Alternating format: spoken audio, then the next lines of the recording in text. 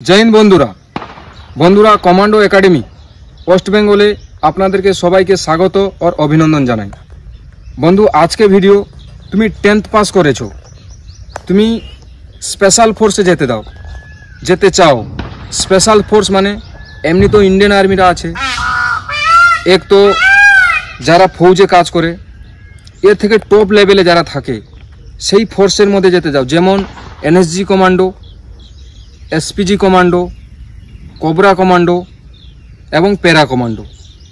तो तुम 10th पास करार परे किभाबे जয়েন करते पारबे आजकेर এই ভিডিও माध्यम दिए তোমাদেরকে ডিটেইলসে জানাবো। সেই জন্য ভিডিওটাকে লাস্ট পর্যন্ত দেখো। যদি তুমি চ্যানেলে নতুন হয়ে থাকো বা যদি নতুন ভিডিওটাকে তুমি দেখছো তাহলে কিন্তু তুমি চ্যানেলটাকে সাবস্ক্রাইব করো। ভিডিও যদি তোমাকে ভালো লাগে তাহলে অতি অবশ্যই ভিডিওটাকে শেয়ার করে দাও এবং লাইক করে দাও। বন্ধু প্রথমত আমি বলবো যে যদি তুমি 10th পাস মানে সিম্পল কোনো তোমার পার্সেন্ট নেই, পার্সেন্ট কম আছে, তাহলে কিন্তু তুমি কোবরা কমান্ডোতে যেতে পারবে, এনএসজি কমান্ডোতে যেতে পারবে এবং এসপিজি কমান্ডোতে যেতে পারবে। কীভাবে? যখন তোমার এসএসজি জিডির ফর্ম বেরোবে তখন তোমাকে এসএসজি জিডির ফর্ম ফিল আপ করতে হবে। ফর্ম ফিল আপ করার সময় যদি তুমি কোবরা কমান্ডোতে যেতে যাও তাহলে তোমাকে ফার্স্ট চয়েস রাখতে হবে সিআরপিএফ, কেননা সিআরপিএফ থেকেই শুধু কোবরা কমান্ডোতে যাওয়া যায়, আদার্স ফোর্স থেকে কিন্তু কোবরা কমান্ডোতে তুমি যেতে পারবে না। কোবরা কমান্ডো যাওয়ার জন্য সিআরপিএফ ফার্স্ট চয়েস রাখলে তোমার যখন চাকরিটা হয়ে যাবে, সিলেকশন তুমি হয়ে যাবে, তখন তোমার সার্ভিস করতে হবে তোমাকে তিন বছর। 3 বছরের সার্ভিস এক্সপিরিয়েন্স থাকা দরকার এবং তোমার মেডিকেলি আনফিট হলে চলবে না, মেডিকেলি ফিট এবং তোমার এজ 18 থেকে 30-এর মধ্যে হওয়া দরকার। তাহলে তুমি কিন্তু কোবরা কমান্ডোতে যেতে পারবে। সেখানে গেলে তোমার কোবরা কমান্ডোর টেস্ট করানো হবে। যখন তুমি সিআরপিএফ থেকে ভ্যাকেন্সি আসবে কোবরা কমান্ডোর যাতে কে ইচ্ছুক আছে, তাহলে সেখানে তোমাকে উইলিং দিতে হবে এবং তোমার কিছু টেস্ট করানো হবে। টেস্ট পরে তোমার 3 মাস ট্রেনিং হবে, তখন তুমি কোবরা কমান্ডো হয়ে গেলে। কোবরা কমান্ডো তুমি 5 বছর 3 বছর কাটতে পারবে ডেপুটেশন। এরপরে হচ্ছে তুমি যদি এনএসজি কমান্ডো যেতে যাও, এনএসজি কমান্ডো সব ফোর্স থেকে যেতে পারবে, বিএসএফ হোক, সিআরপিএফ হোক, আইটিবিপি হোক, আসাম রাইফেল হোক, সিআইএসএফ হোক, এসএসবি হোক, যে কোনো ফোর্স থেকে তুমি আসতে পারবে।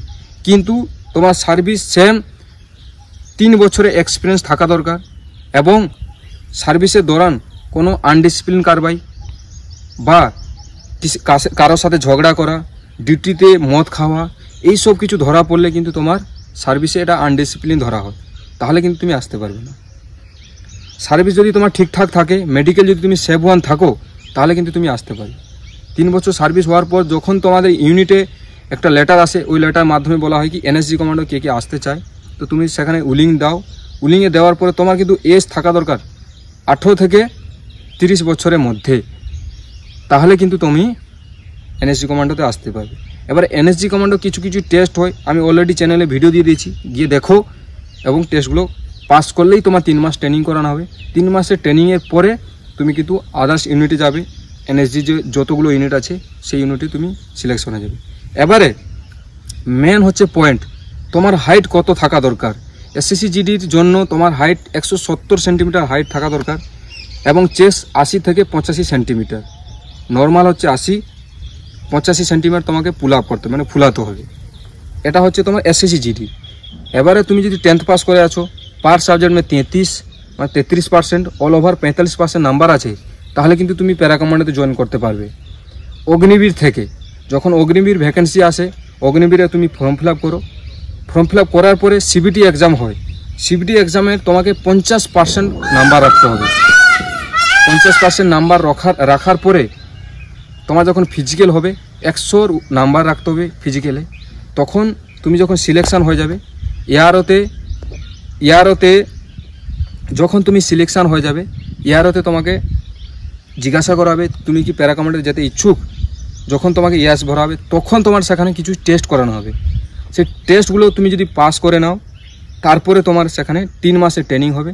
3 মাসের ট্রেনিংয়ের সময় যদি তুমি চোট লাগিয়ে নাও বা একদিন অ্যাবসেন্ট হয়ে যাও, তোমাকে আবার অগ্নিবীরে যেখানে তোমার পোস্টিং ছিল সেই ইউনিটে তোমাকে পাঠিয়ে দেওয়া হবে।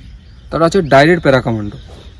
তো তোমাদের যদি স্বপ্ন থাকে তুমি 10th পাস করে আছো বা 12th পাসও করে আছো, তাহলে তুমি কিন্তু ফর্মটা অ্যাপ্লাই করো এবং ওর ডিটেলসে আমি ভিডিও দিয়েছি, চ্যানেল গিয়ে দেখো। যদি স্বপ্ন থাকে তাহলে চ্যানেলটাকে সাবস্ক্রাইব করো, কেন এই সব রিলেটিভ ভিডিও আমার চ্যানেলে প্রথমে দেখতে পাবে। তো বন্ধু, আজকে এইটাই, নতুন একটা ভিডিও নিয়ে আসবো। জয় হিন্দ, বন্দে মাতরম, রাম রাম।